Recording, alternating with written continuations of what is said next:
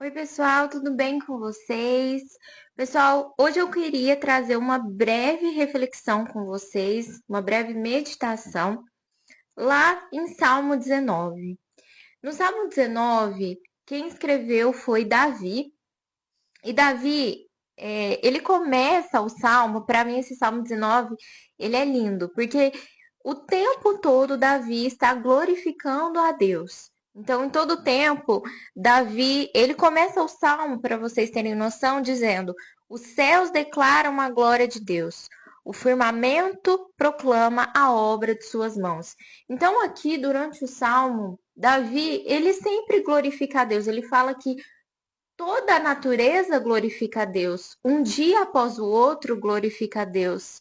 O ar glorifica a Deus, ou seja, todas as coisas que foram criadas por Ele glorificam a Ele. E a primeira observação que eu gostaria de compartilhar com vocês é que Davi, ele começa o salmo glorificando a Deus, conforme a gente já viu.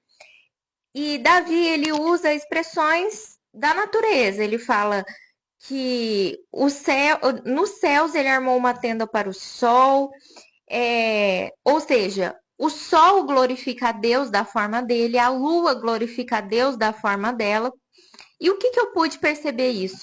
Que Davi, ele observou a natureza que Deus criou, ele observou aquilo que foi criado por Deus e percebeu, na observação dele, ele percebeu que tudo tem um propósito, tudo foi criado para fazer algo e esse algo é para a glorificação de Deus.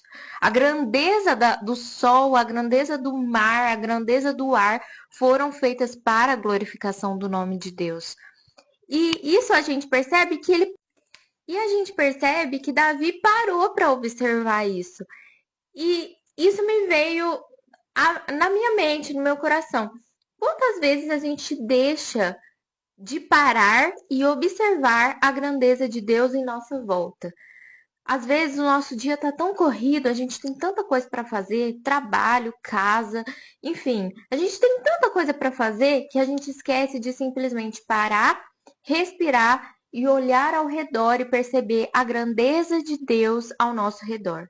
Às vezes a gente quer tantos milagres, tantas coisas e a gente esquece de perceber que o milagre está na nossa volta. E a gente não para observar isso. E Davi, para ele escrever um salmo desse, ele com certeza parou para observar. E assim escreveu dessa forma. Última observação que eu queria trazer aqui para vocês também é que no verso 12, Davi ele fala: quem pode discernir os próprios erros? Absolve-me dos que desconheço. Davi, ele glorifica a Deus de várias formas aqui nesse salmo, e no final do salmo, ele admite, ele confessa que sozinho ele não consegue admitir os próprios erros. E aqui me veio para nós raciocinarmos o conceito de liberdade. Muitas vezes a gente acha que os mandamentos de Deus, que as regras do mundo são feitas para nos prender, mas nós esquecemos que somos seres dependentes. Somos seres que não conseguem discernir os próprios erros, que é uma dificuldade para entender que errou, uma dificuldade para conseguir perdoar o próximo. Então, Davi ele fala: quem pode discernir os próprios erros? Então, Davi ele fala aqui que às vezes a gente peca sem saber. Às vezes a gente faz alguma coisa errada sem saber.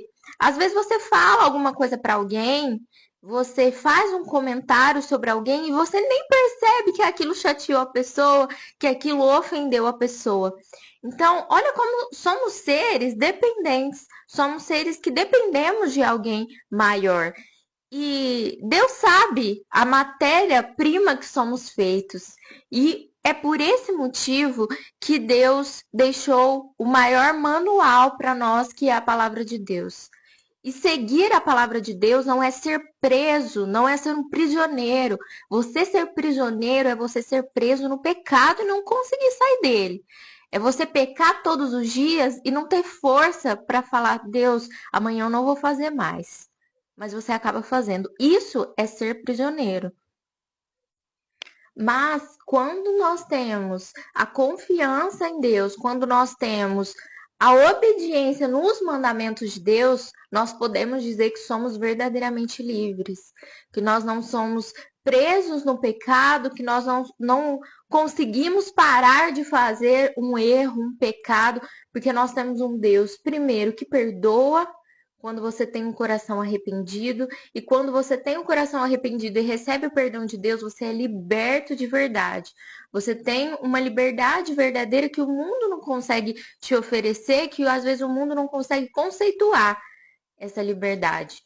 Então, em Deus nós temos o nosso refúgio, nós temos a nossa proteção e nós temos um Pai.